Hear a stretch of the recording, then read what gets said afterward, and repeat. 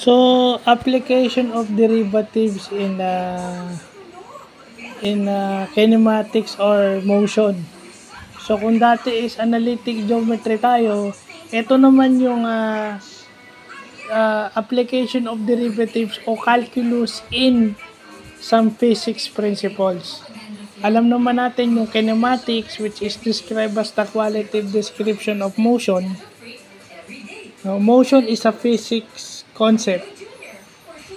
Topic yan sa physics, pero ina-apply din yung derivative dyan. So, kinukuha muna natin yung velocity, which is yung first derivative ng function na given, and yung acceleration is yung second derivative ng function. So, yun, maganda. Ito na yun. Kinukuha natin yung time t at saka yung height. So, importante ito, no? Hindi lang yung analytic geometry ko yung na-extend, pati physics ko. Para maging kompleto lang.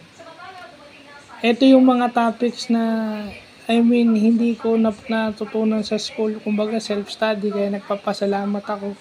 At sigurado ko, kapag naisama to, dahil differential calculus to, nako, baksak na naman ako.